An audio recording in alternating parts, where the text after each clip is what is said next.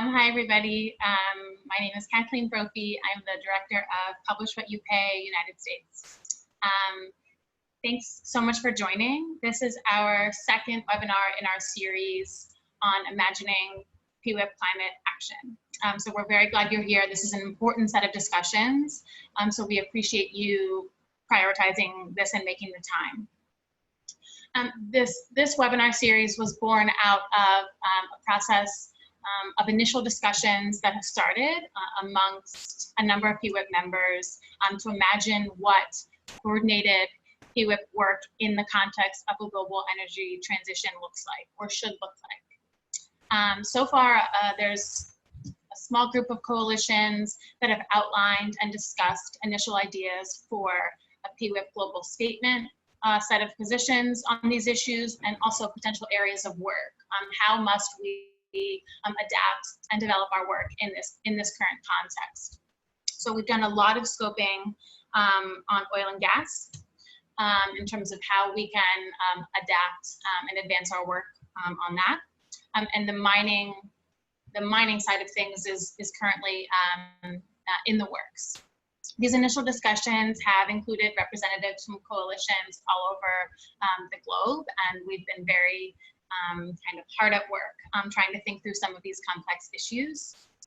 To broaden the discussion, though, and to make sure that we all kind of are on the same page about what we're talking about with these kind of complex themes and issues, we wanted to host this webinar series. So this webinar series is open to all coalitions, all members, and is being provided in English, French, and Spanish. So last week was an introduction to climate change policy and key issues. We had wonderful speakers go over those things with us. It was recorded for everyone if you'd like to see it. So this week, we laid the foundation, and this week we want to talk about specifically the intersection of extractives and climate change. The extractive industries are obviously central to the energy transition, both fossil fuels and minerals. And as a global coalition focused on extractives, it is critical that we obviously unpack this. We hope participants will leave the webinar with an understanding of some of the key issues and challenges regarding oil and mining governance in the context of a global energy transition. And to do that, we have a wonderful panel of speakers. So we'll be hearing from Payal Sampat, the Mining Program Director at Earthworks, as well as Benjamin Hitchcock, the Making Clean Energy Clean Coordinator at Earthworks. We'll also be hearing from our colleague Gloria Magia, the Coordinator of Publish What You Pay Malawi. Sandeep Pai will also be speaking, who is a researcher at the University of British Columbia. And finally, we'll hear from Byron Zamasia from Zela. Thankfully, we have a fearless moderator, Patrick Heller. Thanks again for being at the helm to guide us through this discussion. So before I hand it off, next week, just so everybody knows, we'll begin the consultation portion of the series.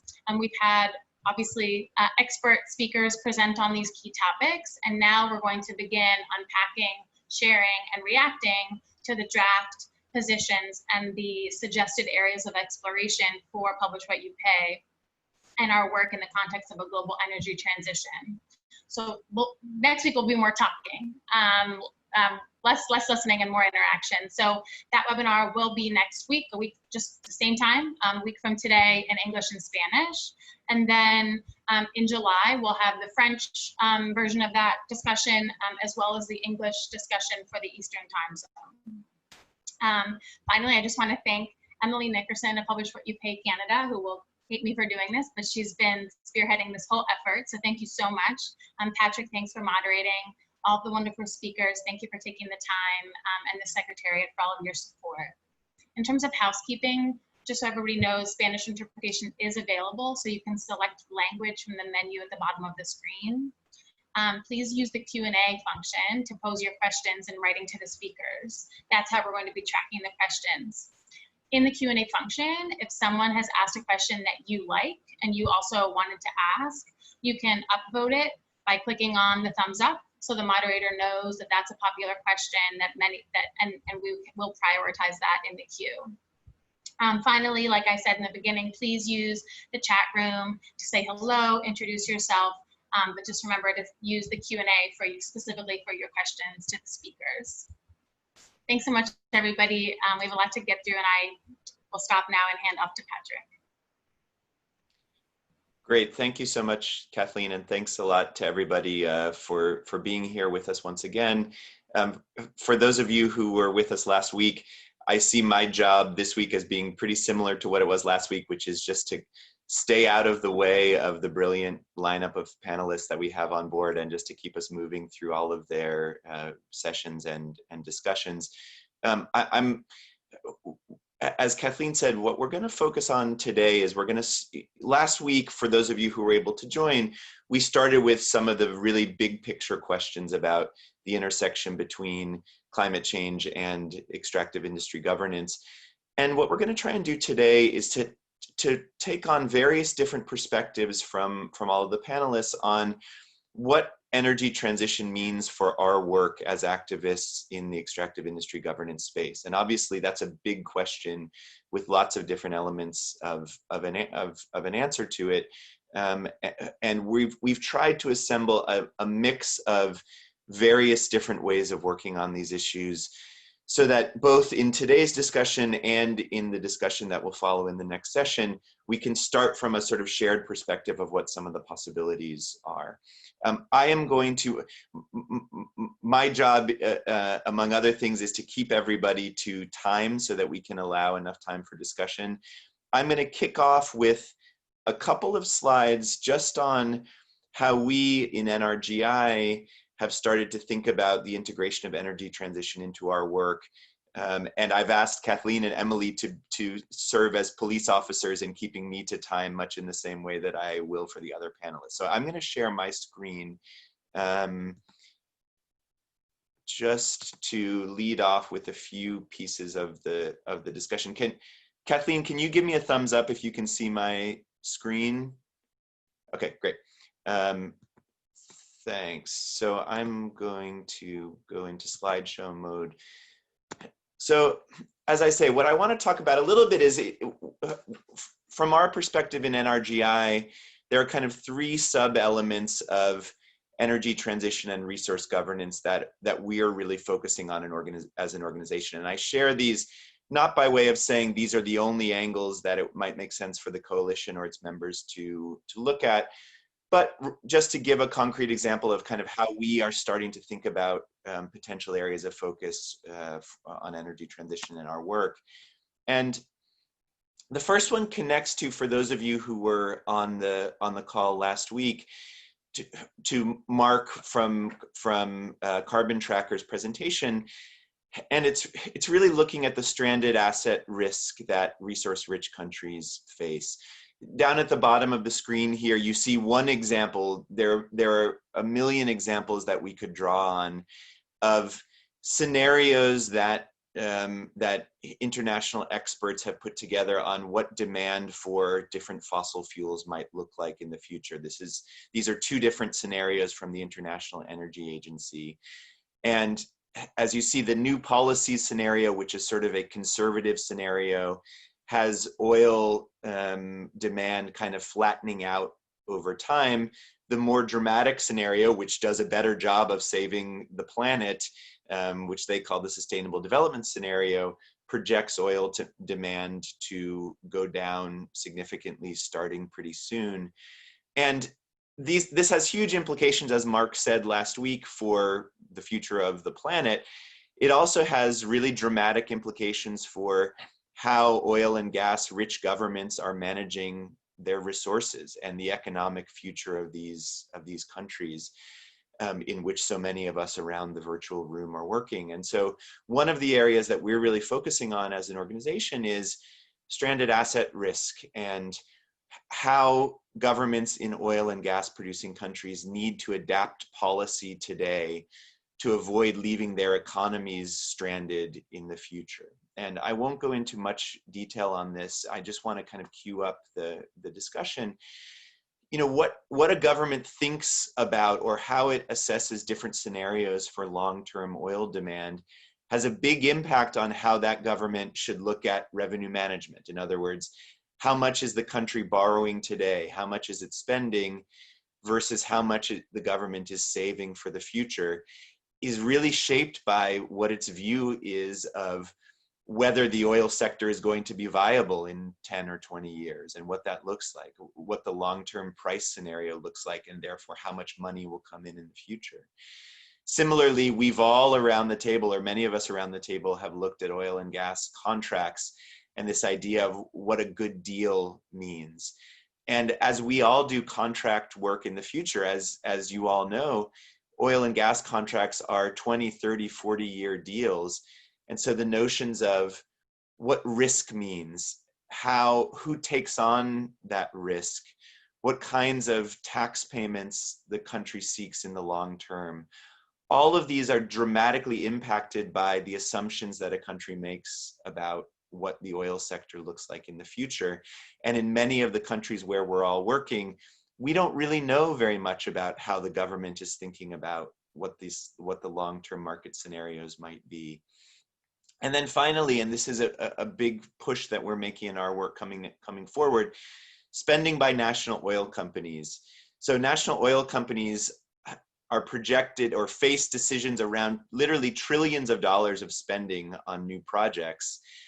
And if prices drop over the long term, this spending of public revenues that national oil companies may be making going forward, some of that might be stranded, or some of that spending might be lost or wasted over the long term. Again, all of these are things that we're looking at or thinking about, because if we don't think now about the long term of energy transition, the governments in the countries where we're all working face a set of decisions that might not deliver economic benefits to the population over the long term. Just on this last point on national oil company spending, I'm not going to go into detail here, but I'm sure we have several people around the call from East Africa.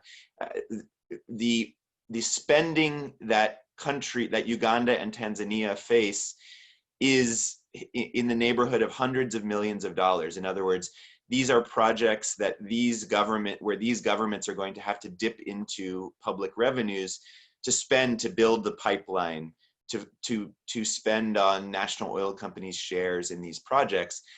And that spending might make sense in the long term, but in order to assess whether this is a good use of public revenues, we would argue that a debate or a discussion around, okay, what does the long-term price of oil look like? And are these projects actually likely to return money to the people in the future, has to be a part of that public debate around this spending that these governments are making today. So that's one area of focus for us, is the risk of stranded assets and the economic impacts that it might have. The second one is what I hope you see here on your screens, that the fossil fuel sector impacts countries' own clean energy plans.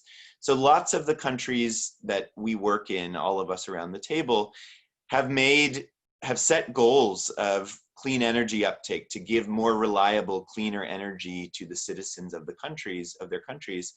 And we're starting to look at, with a lot of our partners, how does the management of the oil sector or the gas sector impact the prospects or the likelihood that clean energy might actually take off in the countries where we're working. So things like, what is the impact of fossil fuel subsidies on the competitiveness of new energy sources? What kind of political power do oil sector actors have to exert pressure to lock in the current sources of energy and to block the growth of renewables or cleaner energy sources? And in particular, gas to power projects, which can be a source of new energy growth or an improvement in the energy access of citizens, in some cases, can also serve to block or at least serve as an impediment of the development of renewable energy sources in other countries. And so it's important, in our view, to start to assess the trade-offs between gas to power and its potential benefits and renewable energy sources and their potential benefits.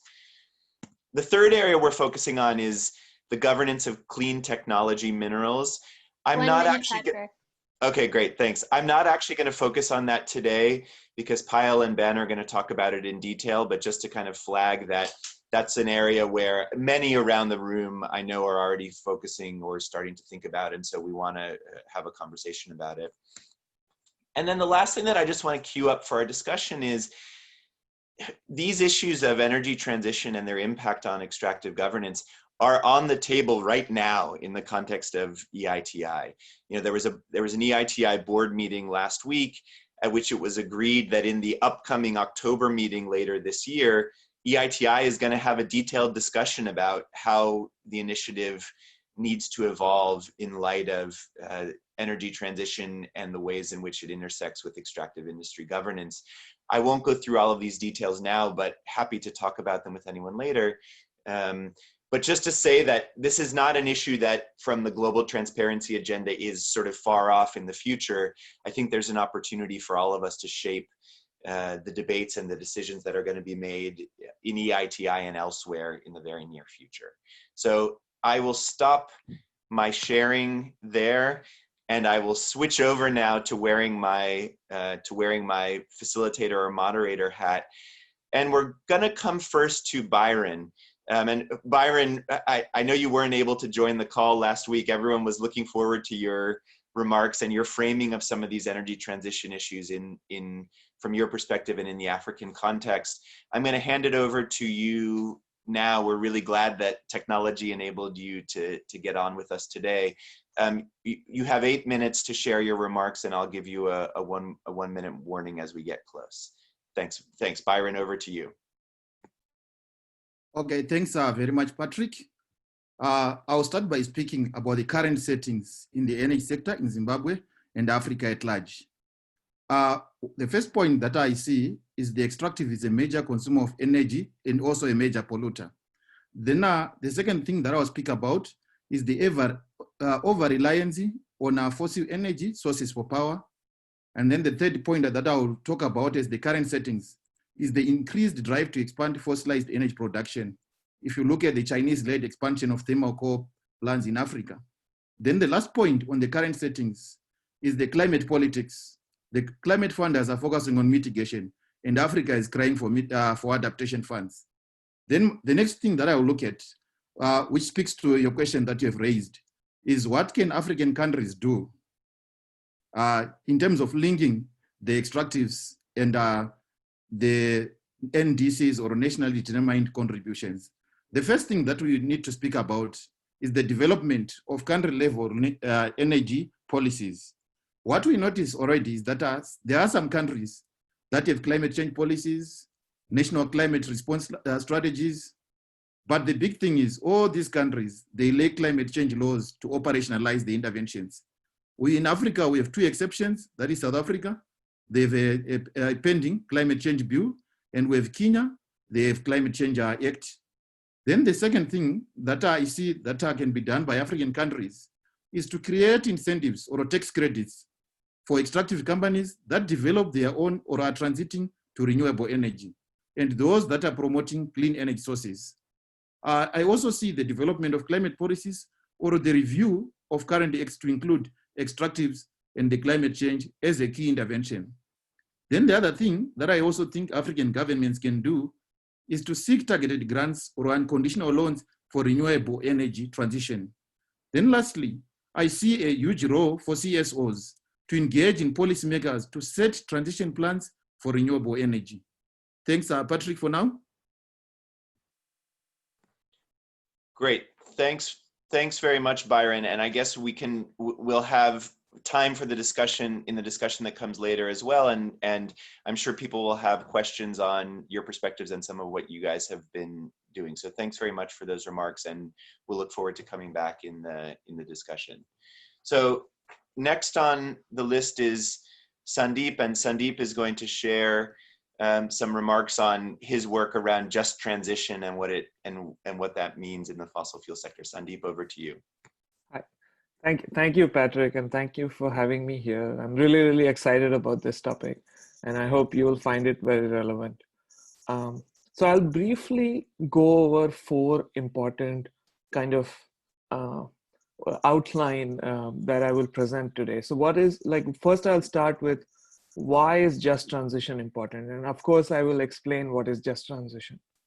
Then I will look at what is the scale of intervention we require, and what are the key elements of a just transition. By that, I mean, what are the key strategies that countries can use to transition workers and communities. And the last is, there's a lot of debate about the role of renewable energy in an energy transition, renewable energy jobs in particular. And so I will outline what does that mean and what role can that play. Okay, so in 2018, a very powerful report came out by the Intergovernmental Panel on Climate Change, which basically said that we have, in order to limit global warming to below 1.5 degrees Celsius, our energy systems have to, rapidly transition in a way that we meet net zero emissions by 2050. It was really, really important, and it made global headlines. So what it really means is that in terms of reality, we are talking about moving from coal, oil, gas-based systems to solar and wind. And I'm simplifying this complications, but by and large, this is what it means. So the pertinent question, or the natural question here, is what happens to the livelihoods of millions of fossil fuel workers and their community workers? And this is such a global problem. Wherever there is fossil fuel extraction, this is a problem. And I'm starting to call it stranded people. So what happens to these stranded people? And so many would argue, energy transitions or like industrial declines have happened in the past. There have been declines in steel industry or textile or Atlantic cord in Canada, and there's hundreds of examples. So why should we care? Why should we really care about this? And so there's two important reasons why you care. First is the justice, from ILO to UNFCCC to World Bank, everybody has recognized that these workers and their communities have provided the fuel that was required for countries to grow, for their economies to grow. And so it's really, really important that we think about them as we move forward, as we move our energy systems from fossil fuels to renewables. But there is also a practical and a very political angle, because fossil fuel jobs are often seen, often it is seen as like a jobs versus climate debate in countries that have major fossil fuel extraction in particular, because it employs a lot of people and it has a disproportionate impact. And so one example, what happened in the US presidential election is that when Hillary Clinton as a candidate went to Ohio and she gave a speech, and she wanted basically to transform coal country into using clean renewable energy. And I will read her quote: "I'm the only candidate who has a policy about how to bring opportunity using clean renewable energy as the key into coal country, because we are going to put a lot of coal miners and coal companies out of business," right? And she later wrote in her book that it was one of the biggest regrets of her campaign, because candidate Trump, went to the same places and basically promised to bring back coal jobs. And he basically won in major coal states. And after winning, one of the many things that he did, one of the things that was really bad from a climate policy point of view was that he withdrew US from the Paris Agreement. Even in his speech, he said that I happen to love the coal miners while withdrawing from the Paris Climate Accord. So this is the kind of the political reason why we should care. So now we have established why it's important. Let's look at what is the scale of intervention that is required. So currently, with all the issues with fossil fuel extraction, it has climate impacts, it has air pollution impacts, it has local impacts. It does provide a lot of jobs, and there are lots of pensioners. So there are direct jobs. We estimate there's about 12 million direct jobs in oil and gas extraction, coal mining, and other such sectors. There's indirect jobs. There's induced jobs of people, running restaurants and cafes near coal mine or oil and gas extraction areas. There's also informal jobs, which I'll explain. Then there are pensioners. So if you look at countries like India and US, there are more coal pensioners than coal miners. So that's the scale we are talking about. Then a lot of local governments and county governments, say in the US or in other parts, they get lots of various taxes and royalties from fossil fuel extraction. And the last category is there's a lot of welfare spending. So there's corporate social responsibility spending, which happens in and around the areas where the extraction is happening. And there are mineral funds. So this is all at stake in case of an energy transition. So we need to think about it. Just to give an example of what I mean by informal jobs. So this is the case of India. The millions of people who collect coal, scavenge coal from nearby coal mines. Even kids are involved. They help their parents. They collect this coal, and then typically the male member of the family, he would kind of take the coal and tread on a bicycle for about 60 kilometers, sometimes more, and then sort of like sell this coal to small scale industries, and that's their living. They have been doing this for generations, for like 50, 60, 100 years. So this is the informal sector. The informal sector produces about 15 million tons of coal. So I really like this quote. I had interviewed a coal worker for my book, and it really captures what we are talking about. And I will read the quote. "The coal industry is dirty, and I am dying a slow death living here. But I have no other option. If I got the opportunity, I would love to work in the solar industry. But how will I find a job? My present is painful, but the future is uncertain." So that's kind of like, we have established the why, we have established the scale very briefly, I admit. But we look at, okay, what are some of the strategies of a just transition? And so we did what is called a systematic review of mainly academic literature, but also policy literature. There's lots of policy debates and discussions on this topic. So I will focus on one or two of the strategies or elements that could be beneficial. One of the things Sandeep, you have one minute left. Okay, I will take 1.5, but I'll finish fast. No problem. So one of the things that is important is sort of the long-term planning. Like governments have to start recognizing that, okay, energy transition will happen. And so it's really important that we make an integrated planning. We also kind of recognize areas that are vulnerable to decarbonization and such. Another example is, creating local jobs. There will be lots of local and regional jobs that will be lost. So it's important to think about regional jobs. So those are some examples, but you can read the paper and there's much more there on that. The last piece of this is, what is the role of renewable energy in a just transition? Because there will be a lot of renewable energy jobs that will be created as a result of this energy transition. So for example, we estimate that currently there are 17 million direct energy jobs, of which 12 million are in fossil fuel industries. But we estimate that if governments around the world meet targets of keeping their NDC, if they meet their NDC policy targets, there will be a slight job increase. But if the governments ramp up their climate policies to meet climate targets of well below 2 degrees Celsius, there'll be about 26 million jobs.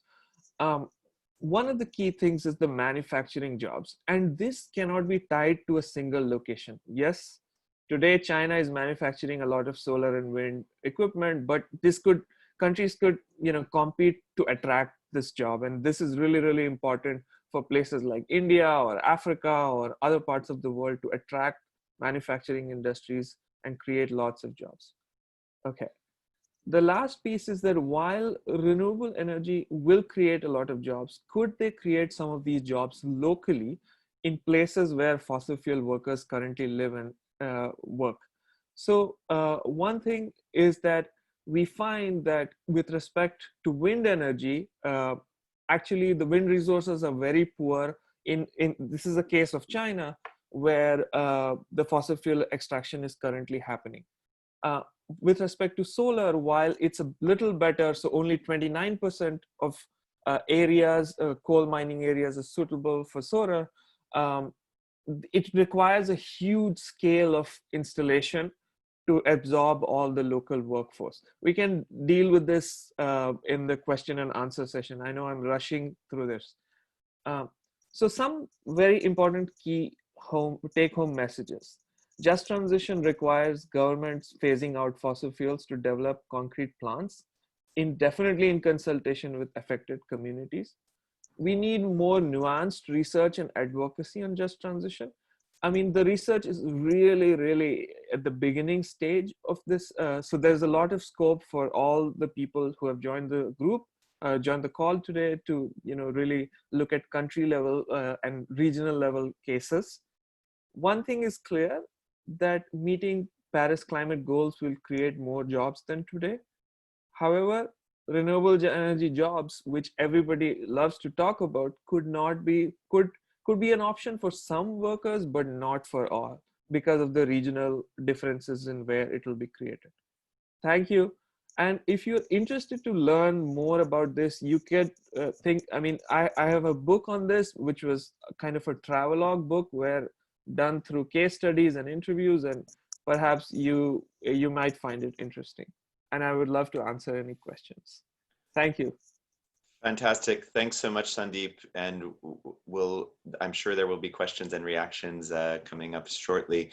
I want to hand it over to Payal and Ben from Earthworks to talk about another side of getting stuff out of the ground and how it connects to opportunities, but also to real risks in the sector. So Payal, I guess you're going to kick off, right? Yes, thank you so much, Patrick. And hello, everyone. It's really nice to be here, sitting here in California, talking to you from many different parts of the world. And here at Earthworks, we've been thinking about, I guess, another category of stranded people to continue that thread, which is the communities and workers who are on the front lines of minerals extraction to power the renewable energy revolution. And as part of that, we've launched an initiative called the Making Clean Energy Clean, Just, and Equitable initiative. This comes on the heels of 30 years of work at Earthworks in support of communities on the front lines of both energy and mining. So all extractive industries, essentially. Much of our work has focused on the US. We have a few people who work globally as well, including Benjamin and myself.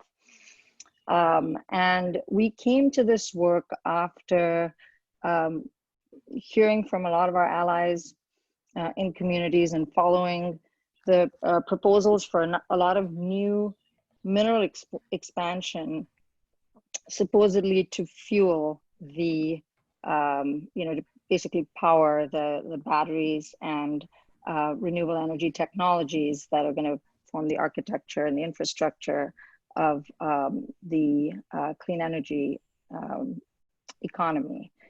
So whether that was an actual trajectory that was necessary, or whether these were greenwash kind of claims from mining companies, was something that we really wanted to get to the heart of. So whether it's critical minerals in the US, or whether it's the sort of green transition minerals, or what the World Bank is calling climate smart mining, we've all seen the push for expanded extraction of cobalt and lithium, nickel, copper, and other minerals that are core to the energy, the clean energy transition. And we've seen this sort of on a global scale. Next slide, please. I don't really have to go into this for most of you. I think most people on this call are very familiar with the impacts, particularly from a transparency, governance, and accountability point of view from those challenges There are also myriad human rights abuses that have been associated with an expansion of mining, forced displacement. The pollution includes not just chronic ongoing pollution, but deadly disasters, such as the collapse of mine waste tailings facilities. For example, the collapse in Brumadinho in Brazil killed nearly 300 people last year. And another connection is the carbon intensity of the extraction and processing of these minerals, which according to UNEP accounts for about 10% of global carbon emissions. It's actually a higher figure altogether, but at a minimum, it's 10% for the extraction and processing. And with that in mind, we basically have tried to map out what just transition would look like for workers, as you know, Sandeep was just discussing, but also looking at the impacts on communities that are affected by mining. We very much and completely support the transition to a renewables powered future. We want to make sure that there aren't impacts and that we're able to mitigate the impacts on communities and the environment through rethinking how we obtain these minerals, use them, recirculate them. What are the opportunities that we need to seize on at this moment that can help us, you know, leapfrog and basically not recreate another dirty energy economy, the one that we're trying to leave behind. And so we commissioned some research from the University of Technology, Sydney, that we released last year. Benjamin will be talking more about that, and I'll come back at the end. Yeah, so this this chart here gives you an overview of the 14 metals that were analyzed in this research that we commissioned from the Institute of Sustainable Futures at the University of Technology, Sydney. It also shows the range of applications in low carbon technologies. So they analyzed the use of metals in solar generation, wind generation, and in battery storage applications. Now this chart here shows cumulative demand coming from the renewable energy sector in a scenario, in a 1.5 degree scenario, based on the assumption of a 100% renewable energy mix by 2050. And as you can see, there are different maximums and minimums here. The maximums represent a scenario in which there aren't substantial increases in materials efficiency, material substitution, or in the reuse and recycling of metals. Whereas the minimum scenario shows the most optimistic assumptions about how materials could be used more efficiently, how materials could be substituted, and most importantly, the rates at which materials are reused and recycled. And you can see here that in all of the scenarios, including the, well, in all of the kind of business as usual scenarios, I should say, cobalt, lithium, and nickel demand just for their use in low carbon technology will far exceed current reserves for these metals.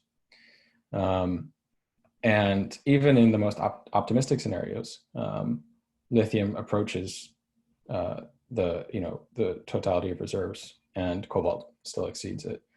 And it's important to note that these three metals are three metals that are commonly used in battery technologies, and mostly in electric vehicle and other mobile storage, energy storage applications.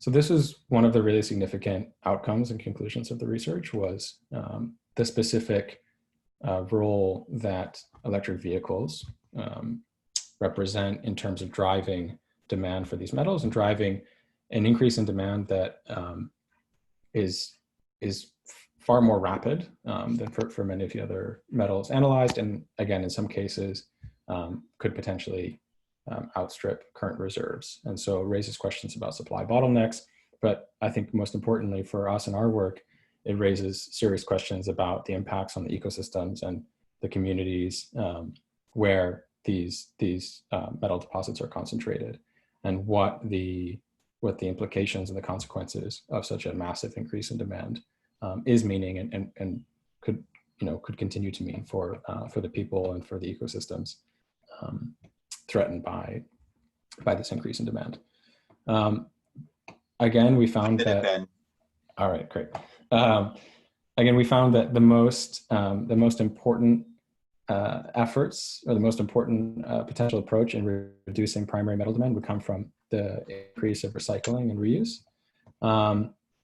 And we just like to highlight that in order to meet the excess demand, because recycling and reuse still won't be enough, that there's an urgent need to rethink a transportation system and energy system to minimize energy storage, and particularly mobile energy storage, minimize the use of batteries. I am now going to pass it on to Payal to talk about the platform for our initiative.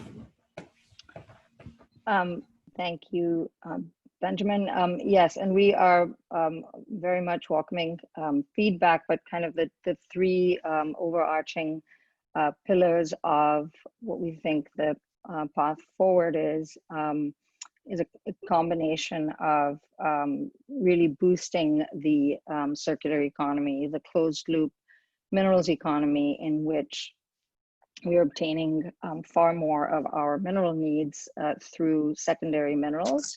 There's a combination of policy and technological shifts. The second is where new mining and new mineral sourcing is absolutely necessary, because there's no feedstock, and these are really critical minerals for the transition. We want to make sure that new mining is occurring in compliance with the most stringent environmental and human rights standards, such as those developed by the Initiative for Responsible Mining Assurance. And ultimately, we think there need to be significant shifts in our consumption and transportation choices in order to ensure, of course, equity, as well as really kind of take apart this myth that the trajectory is necessarily upward, because we are all, we're basically going to be putting a Tesla in every US garage, while people, many people in Bangladesh are without access to public transit. So really trying to think about non-tech solutions that will overcome the status quo. Thank you so much. Thank you so much, Payal and Ben. Much appreciated, and a very rich set of considerations. I'm gonna now switch it over to our final panelist, Gloria, who's gonna kind of drill down a little bit more deeply into the case of Malawi and some of the implications of some of these issues for Malawi and other resource-rich developing countries. So Gloria, over to you.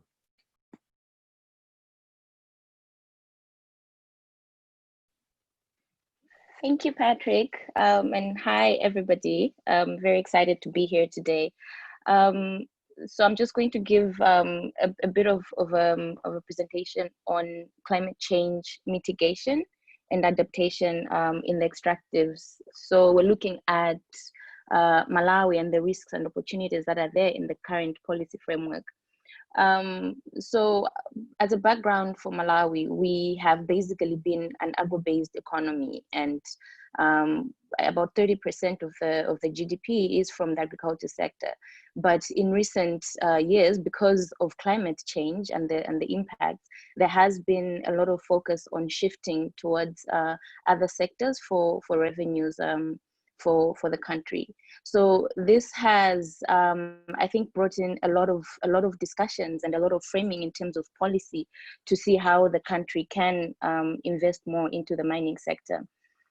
In terms of the future climate change risks, the country still is facing issues looking at rising temperatures, increased risks of drought, late onset of rains, which is affecting agriculture productivity, as well as floods. For example, Cyclone Idai, which transcended the Malawian border and went all the way into Zimbabwe as well. So it's not just a Malawi problem, it's a cross-country problem that we are facing in terms of climate change impacts.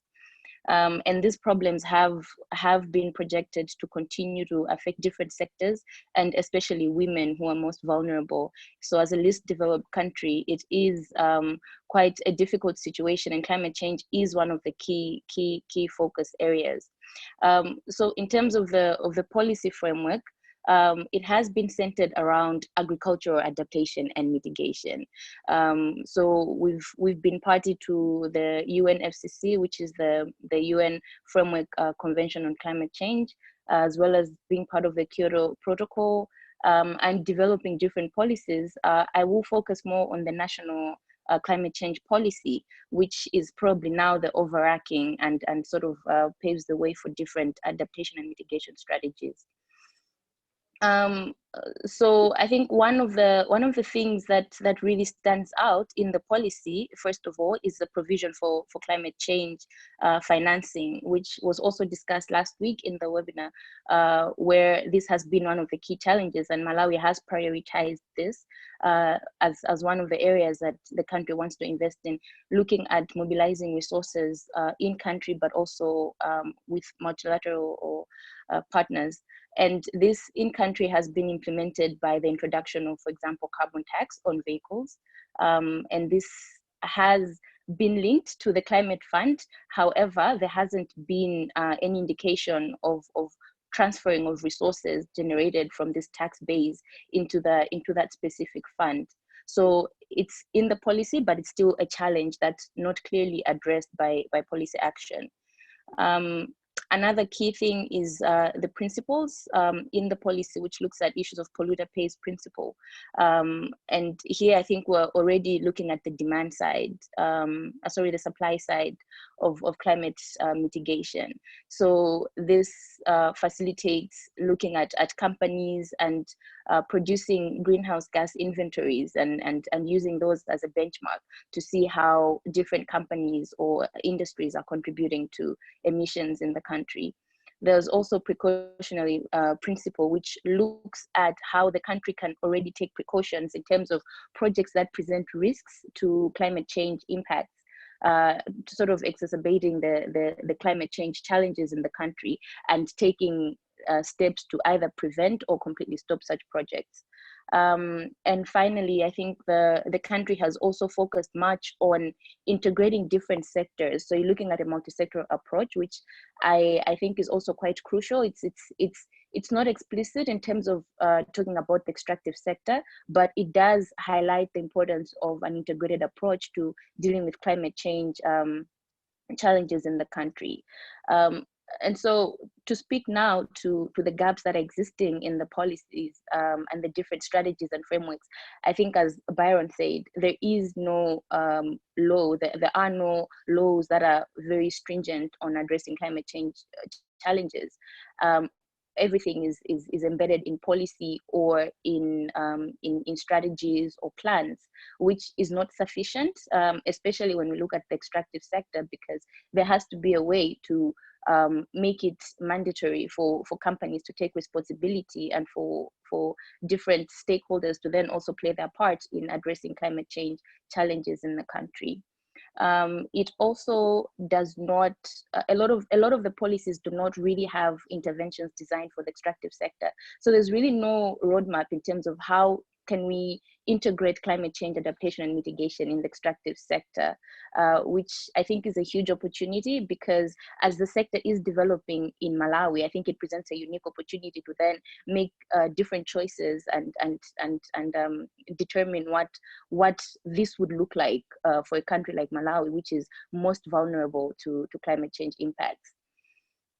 In terms of the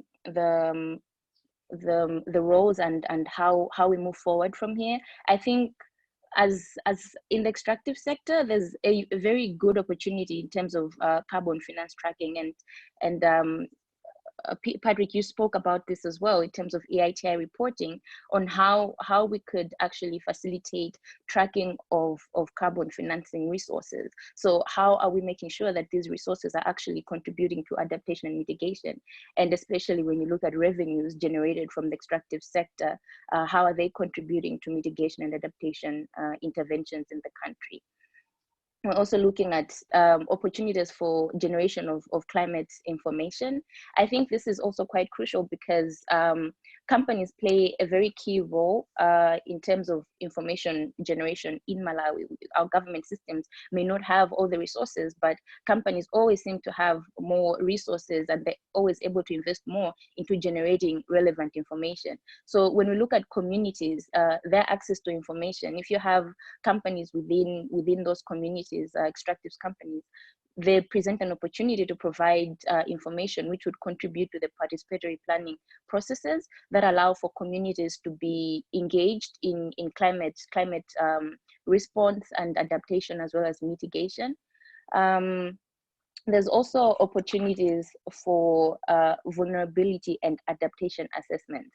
I thought these were quite relevant, especially with the notion of responsible mining, because sometimes responsible mining has to be defined in terms of how, to what scope, what's the spectrum for responsible mining and where does it start? And I think a good starting point is when companies are already conducting, for example, the environmental impact assessments, that vulnerability and adaptation assessments should be part of this process to understand what their impact will be on the communities in terms of the impacts, their contribution to climate challenges in the area, and how they will mitigate or contribute to adaptation in those areas and with those communities specifically. And finally, Gloria. I think that the EITI standards, which now allow for environmental and social reporting, also provides a great opportunity to capture climate adaptation and mitigation contributions of companies to this process. In terms of some of the questions that are outstanding, I think on our part is there are already interventions, for example, REDD+, which for Malawi, because the extractive sector is largely composed of the forestry sector. So that's 47% of extractives revenue come from the forestry sector. So when we think about interventions like REDD+, how they can be incorporated into the extractive sector to then facilitate reduction of greenhouse gas emissions, but also carbon tracking.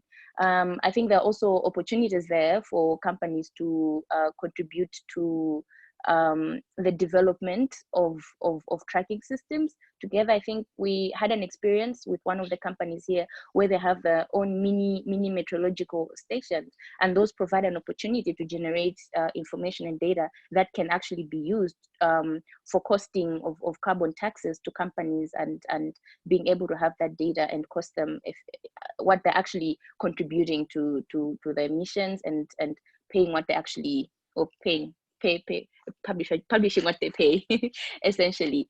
And I think one question outstanding as well is the demand side versus supply side. So currently the framework does look more on the supply side. So we still have those gaps in terms of the demand side, and I think we have opportunities to get very creative to see how we can bring more into the policy and legislative framework on the demand side.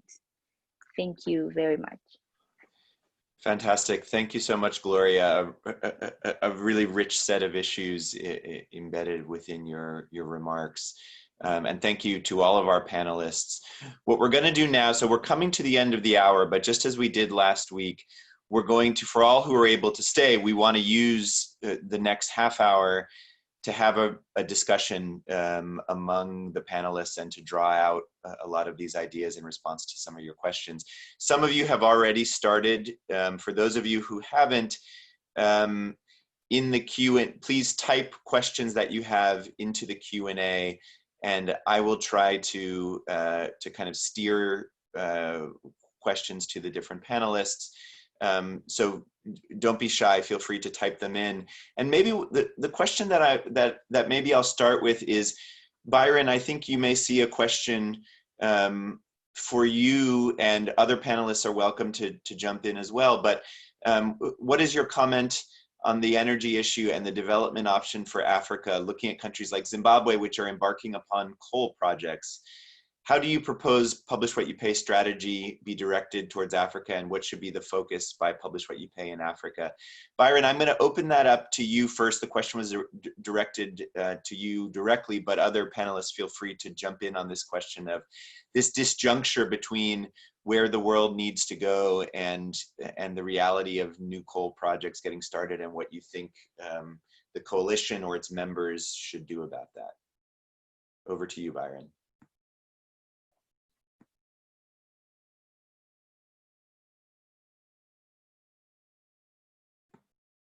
Byron, can you hear? Yes, can you hear thank you, Patrick, yeah, sorry, I think you're for the muted. question.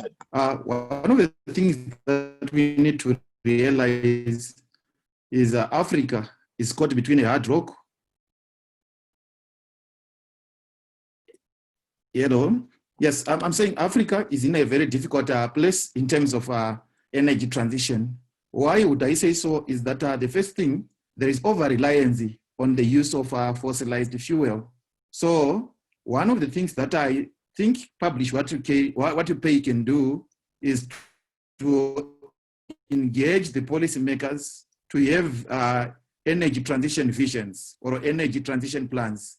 And then these visions can be funded internally by mining companies, but for them to be realized, Publish What You Pay should push governments to develop climate change policies. So that's my first take. Thanks, Patrick. Thank you very much, Byron. Does anyone else want to come in on that question more broadly? In light of all of these disjunctures or these challenges, and as Byron says, Africa being caught between a rock and a hard place, so to speak, does anyone else want to come in on sort of a big picture of how the coalition can look at this? Yes, Sandeep, I see your hand. Go ahead. Yeah, so I mean, coal is, I really, it's a topic of interest to me. So, I mean, the emerging economies, be it Africa or, Asia and all, one of the things is that they are not replacing an energy system with the other. The energy demand is growing very fast. And so this notion that everything can be replaced by renewable energy may not cut it without the support from global north. So what I mean is, to simplify this point, if there is 100 units of energy required for a country, currently that country doesn't even have 100. So you will see that in Africa or Asia, what's happening is that both renewables and coal sector are growing. And so if as a global community, we think that that should not happen, then I do think that there is a very strong need for support from global north in this regard. So I just wanted to add that. Thank you, Sandeep. Anyone else on this question? Yeah, Gloria, I see your hand raised. Did you want to come in on this? So thanks, Patrick. I think another important aspect of that is looking at the issue that I mentioned on the transcending of borders, because a strategy cannot work in one country when the impacts of climate change will be faced by all the countries in that region, for example, and even all of Africa. So I think, just to add to what Byron said in terms of the transition strategies, it has to be continental or regional, but at a higher level beyond countries, because as it is now, it's not working and it's not enough. And all countries now are still interested in developing their economies. So it's very unlikely that we will see a quick transition in Africa.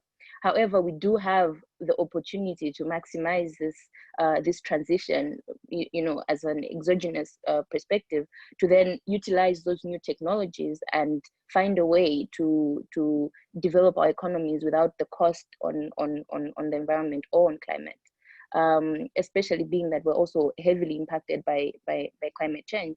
So I think, for me, I look at it as a trans-border issue. Malawi is also very much invested in coal, and we do use a lot of fossil fuels. And if you look at the policies, you have so many adaptation policies on climate change and strategies, but in the rest of the policies, the focus is on coal and other minerals, which I think it just doesn't add up. There has to be a striking point, a balancing point where in all countries, we all take responsibility and then say, if we're going to address this, each one of us has to play the role, and we have to know that it's going to cost us. But the cost of that is not as much as the impacts that we'll face if we continue at this rate in our emissions. Thanks, Gloria. Payal and Ben, I want to come to you because there's a question that was addressed to you guys that I think is quite related, which is this question of, oh, you may have typed in answering it. This question of how can CSOs in fossil fuel dependent countries like Nigeria convince policymakers that the energy transition will be permanent? I wonder, it looks like you may have typed a response to the question, but I think your views would be useful for the group as well. What do CSOs do to kind of try and help bring about these kinds of realizations? Yeah, I hit send right then. No, it's a really great question. And, you know, I mean, one thing, there's this disconnect, there's this sort of time disconnect between what some of the EV companies or the, you know, architects of this renewable energy infrastructure are banking on right now and what the technologies are likely to look like in 5 or 10 years. And so the sort of question of limited reserves and limited secondary feedstocks may not be the right one. In fact, it's a great one if you're trying to promote more mining, but it may not be the exact set of issues. And you know, if technologies are indeed going to be changing as rapidly as it looks like they are, you know, you think about sort of the equivalent for you know, telephone, you know, cell phones or whatever a few decades ago, it's kind of changing at that same pace. So that's one consideration, is there are really technological shifts. There are also, as I think Pierre's question indicated, there's sort of, you know, other shifts in production and consumption that can bias a lot of that I guess it's not quite feedstock, but that you know, that can really alter the way that we're looking at these questions. So I think that's another critical one, is that we're not just talking about replacing dirty with clean. We do need to make some shifts in the way that we are using and distributing access to those resources, those technologies. And Benjamin, you may have more to add on that. Yeah, I mean, I'd just like to add that regarding the first question about, you know, how, you know, given the potential supply crunch or supply bottleneck in some of these metal supply chains, how do we convince governments and other decision makers that the transition to low carbon technology is going to be sustainable in a material sense? I think it's worth highlighting that, I mean, where we found the most likely and most serious supply issues was, again, regarding EV batteries, right? So we didn't find this with solar or wind generation technology, and we didn't find it with stationary storage or grid scale storage. It's really specifically around the issue of mobile storage. So it's really a transportation question. But again, as Payal said, you know, these technologies are changing rapidly. Battery technologies are changing rapidly. So, you know, those projections, of course, will change as well. And of course, you know, I think we, you know, as we've discussed and on the last webinar, obviously, you know, the fossil fuel infrastructure has to come down one way or the other for all the reasons we've discussed. So it's really just a question about, you know, how do we rebuild and just being aware of some of these potential issues, right? It's not to come across as alarmist or say that, you know, that these that the transition is materially impossible. It's just about raising some of those challenges and then also proposing new ways forward, including, you know, reduction in demand and redistribution, absolutely. And then to the other question, I don't know, Patrick, is it all right if I jump on the question please go ahead. Yeah, go by ahead. Carlos as well. Yeah. Oh, well, let's come back. Let's come back to okay. Carlos's question. Yeah. Because I thank you. Gloria, I see your hand raised. Do you want to come in to build on some of these points? Oh, Gloria, if you're speaking, you're still muted. There you Oh, go. sorry. No, I hadn't lowered it from the other time. Sorry. Okay. Okay, no problem. Okay. So, oh yeah, Payal, go ahead. I'll just add one other thing, which is, you know, the tool that the IRMA standard represents. It's something that we didn't have a decade ago when we were first looking at some of these issues, which is, you know, a really clear set of criteria for what more responsible mining would look like.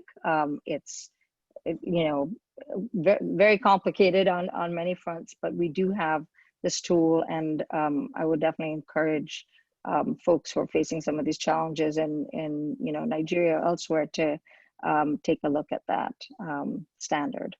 Thanks. Yes, and we can send around the link to the tool for those who don't have it. Thanks for that. I want to.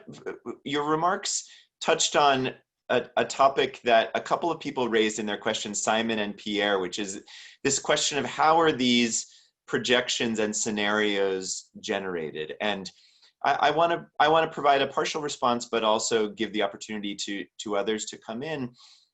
You know, when we see all of these different scenarios that exist, when it comes to what demand for oil, gas, coal, renewables, and the mineral technologies or the mineral inputs into those technologies will be. And I'm no expert on the craft. I've never crafted one of these scenarios myself, but I'm a consumer of them.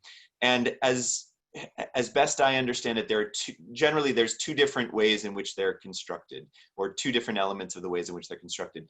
To some extent, some of the scenarios are constructed starting from a global temperature rise goal and a carbon budget that goes along with that. So the IEA, for example, takes a certain set of scenarios around what global temperature rise will look like, and then constructs a demand curve that would be necessary in order to meet the carbon budget that goes along with that.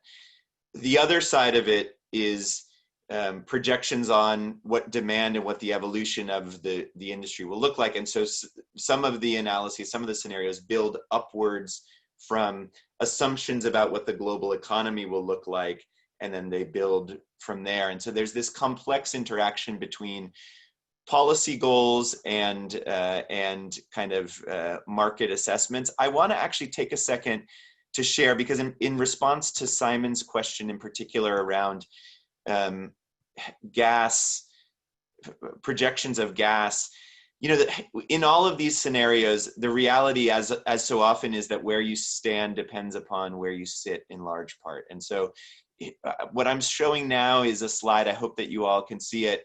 Payal, you're the face I see on my screen. Can you give me a thumbs up? Do you see a slide? Yeah. Okay. Cool.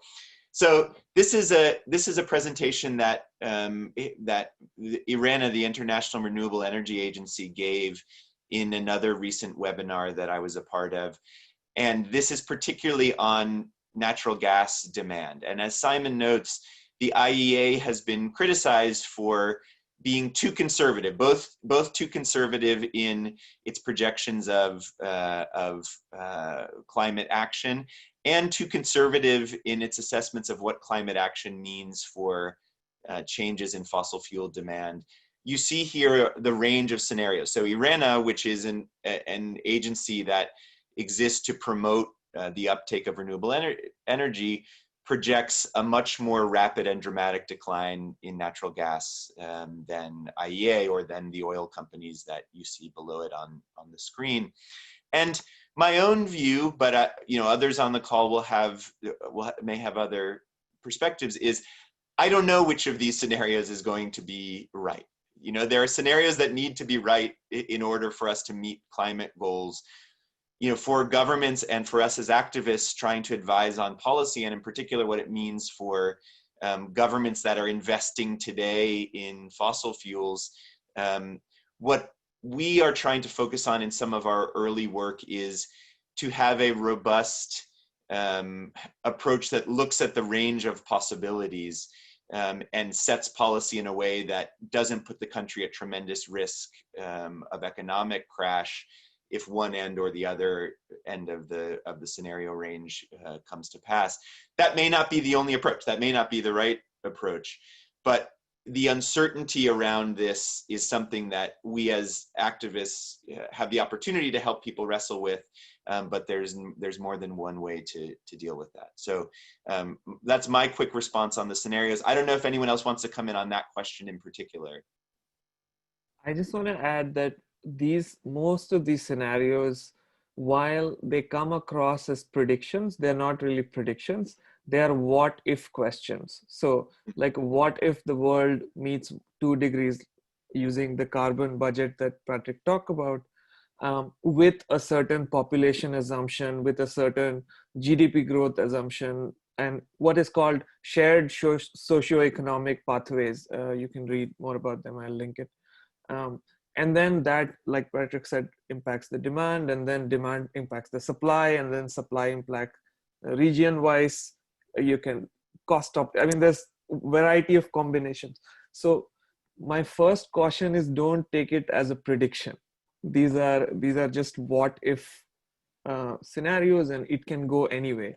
It's just the way, just a way to show how it could look like. Thanks, Sandeep. Anyone else on this question? I'm not seeing any hands raised. Okay, so I want to turn to Carlos's question now, which is a very important and thought-provoking one. That how do we bring the issue of good governance? Oh, I just lost it. How do we bring in the issue of good governance of new investments in clean or sustainable energies to the just transition concept and debate? You know, sometimes people think of, oh, if a country is building a platform for renewable energy, that's good, quote unquote. But the reality is that conflicts and a lack of transparency and accountability can come to pass in these kinds of projects as well. Payal and Ben, I know you talked about it or thought about it from the perspective of mineral extraction projects that need to feed kind of the global supply chain. I wonder if you or anyone else has perspectives on this question of, if a country is investing in a solar project or investing in other renewable energy projects, how do we wrestle with these questions of accountability and governance in those projects? Benjamin, yeah. I see you unmuted. Yeah, over to you. Yeah, I mean, I would say that, yeah, I mean, absolutely. The sorts of governance issues in low carbon technology supply chains are largely the same as in, you know, fossil fuel energy supply chains, right? From the point of extraction to processing to manufacturing to installation, as you raised in your question, to, of course, questions about ownership and benefit sharing, and of course, end of life. So, I mean, all of those same, you know, points along the life cycle present challenges and issues and the risk of social and environmental harm and poor governance. So, in some ways, some of the tools that already exist, like IRMA, you know, do certainly apply on the mining end. I would agree absolutely with your question, and I would underline that, you know, I think for us, the question of community consent is fundamental with any project, extractive or otherwise, really. You know, but I think your question also points to this question around installation, and there's other initiatives like the Yansa initiative, for example, which has been grappling with some of these questions around wind and solar installation conflicts in Latin America.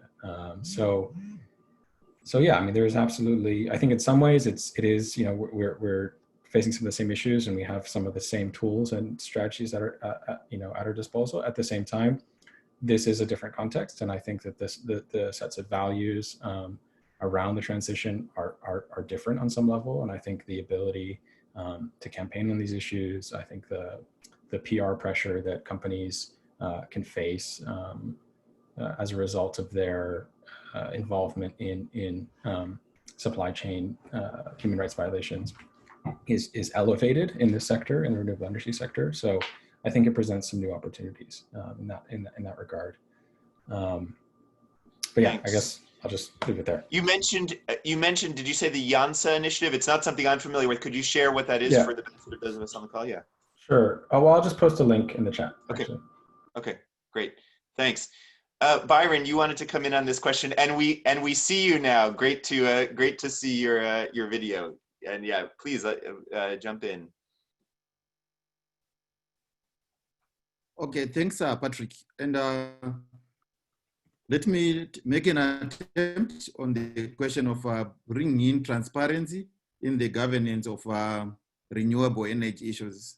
I think for Zimbabwe, what we have been doing, and what we are doing also as the Zimbabwe Environmental Law Association, is to capacitate the parliament in terms of playing its oversight role. Remember, all big tenders, they have to go through the procurement board, or they have to be advertised first. They go through the procurement board, and then parliament plays that oversight role. But what we have seen as Zela is that in most cases, we expect a lot from parliament, yet they don't have the skills. So as CSOs, we come in to build their skills to then interrogate the contracts, to then monitor the contracts, and even make follow-ups on the performance of the contracts. Thanks, Patrick.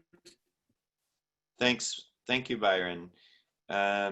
Great. So we're coming close to the end of time. I want to go rapidly through a couple of questions that are to try and get to as many of them as we can.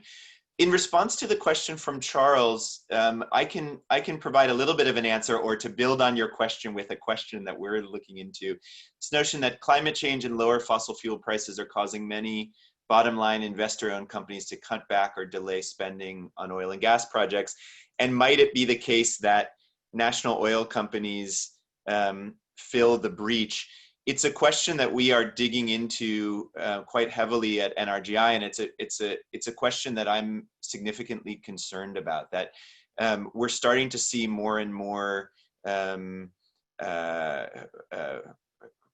reticence or scrutiny on the part of international oil and gas companies.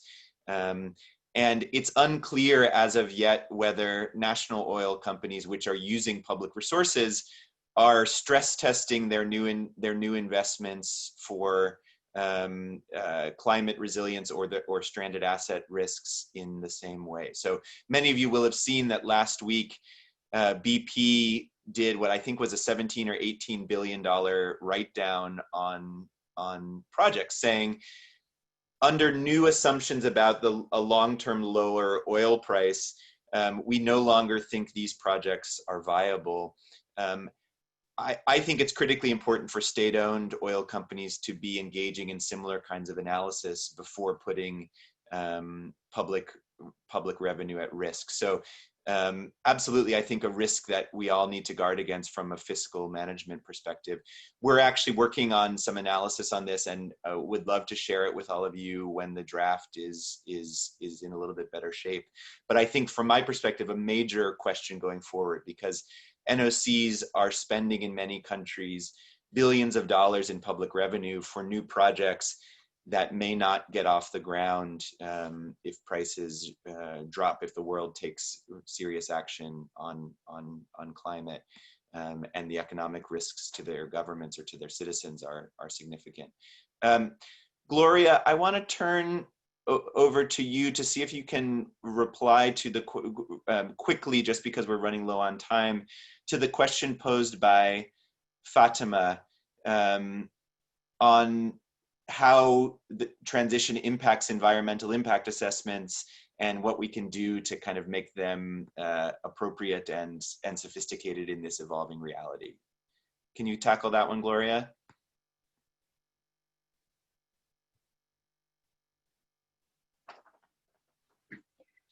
Thanks, Fatima, for that question. I think one opportunity is the EITI right now. So for countries that are part of the EITI, it does present a quick fix, maybe for now, because I know for like Malawi now, we're still trying to figure out how we're going to do the social and environmental reporting. And these are issues that could be incorporated into that process and into the work plans. But I think unfortunately, there is no quick fix for it permanently, because it still has to be embedded in policy and law. So it will need countries to do a bit of an assessment in terms of how the policy and legislative framework can support this. And I think the point of these things being embedded in actual law, this is in the legislative rather than just policies and strategies, is a very important aspect of that. In any case, I think if it's to be integrated into the environmental impact assessment process, those would probably be regulations where it's just a matter of expanding on the scope of EIS. I've seen people changing now, different companies, some are including health assessments into that. So it's a matter of lobbying and encouraging companies to perhaps also include the climate change, the scenario planning, the vulnerability assessment into that process. But I don't think that there's a quick fix to it. We will have to come up with more permanent solutions, because we have maybe taken it a bit too lightly for too long. So we do need to have it embedded into more restrictive kind of settings for companies, because their focus is not on addressing these issues. Their focus is on making profits and extracting. And so we need to have a framework that protects us and provides that guarantee that they will participate in these processes. Thank you, Gloria. Okay, I think we have time for one more quick question, and it's to you, Sandeep, also from Fatima's question. She wanted to probe a little bit more on your notion that the global north needs to step in and engage with the global south on this. Any further perspective you can share on that? So let me tell you where I'm coming from, and let me tell you this question. This is a great question, but let's talk about this from a point of view of India as a case, because that'll be more specific. So of course, you know, India is growing its renewable fleet like there's no tomorrow. Like each year they're adding 20 to 30 gigawatts of solar and wind and other renewable. But at the same time, they want to grow their coal fleet as well. The reason is that current per capita energy consumption is so low that you need both solar and wind. So both solar, wind, and fossil fuels. So that's where I come from. Number one.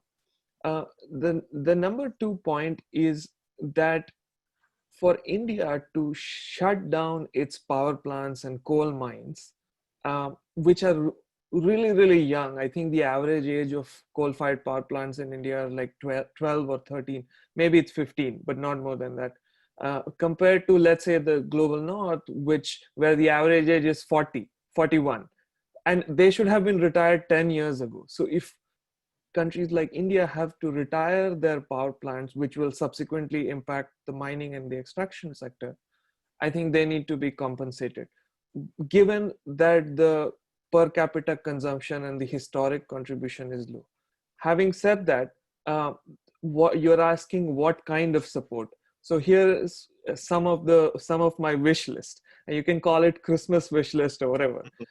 Start with more investments in battery technologies and other kinds of renewable energy technologies that can help replace some of the coal-fired power plants. Compensate regions within the country. I'm not saying full compensation, but to some degree, some just transition compensation to regions where, like Patrick talked about NOCs and their sort of like spending and like how much they rely on oil and gas revenues. But when you look at the regions within a country, there are 7-8 states which get majority or a large portion of their revenues from coal mining and power industries. So you need to compensate some of those regions, and it could be a combination of both in-country resources, but there is a need from an equity point of view for global north to pitch in and raise some of that per capita energy consumption, as well as compensate regions that will lose out. Fantastic. Well, thank you very much, Sandeep. And please join me around the virtual room in thanking our fantastic panelists for a very rich discussion. Really valuable for all of us to have your perspectives, and the panelists have typed out their email addresses, so feel free to reach out to any of them. I've noted a bunch of things that we've put on the table here as possible agenda items. Stranded assets and financial risk to fossil fuel producing countries. Stranded people, what does the transition mean for workers and communities on the front lines? How do we make clean minerals or clean energy really clean and deal with the governance and human rights considerations that go along with them? How do we promote accountability in renewable energy projects so that we're not replicating the same challenges and mistakes that we've dealt with in the extractive industries for so long? How do we make climate finance more transparent?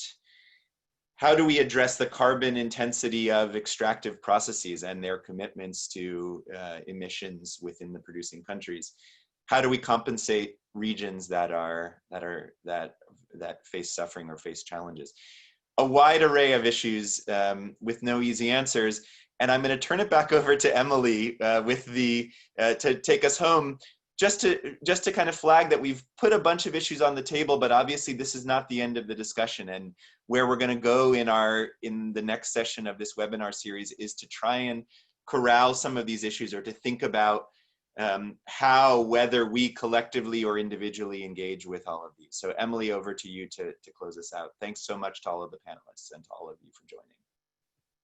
Yeah, definitely echo what Patrick's just said.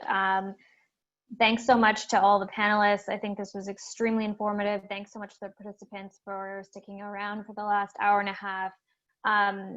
All to say that this is just part of a longer conversation. Next week, we will have a discussion rather than a webinar format like this, where we'll have presenters. We're going to actually have more of a consultation and discussion with Publish or You Pay members on what we should be doing. This will be in English next week on Tuesday, the same time. And I'll share information out through the Publish or You Pay mailing list on this. We will also have similar discussions in Spanish and French in July, so stay tuned for more information. The speakers have all put their contact information in the chat. Feel free to reach out. But also, if you want to get in touch with someone, you can always contact the Secretariat, either your regional representative or Steph Rochford. Thank you again for joining, and I hope you will continue to participate in these discussions. And I'm really looking forward to seeing what Publish or You Pay can do to support these various discussions and moving the dial forward. Thanks, everyone.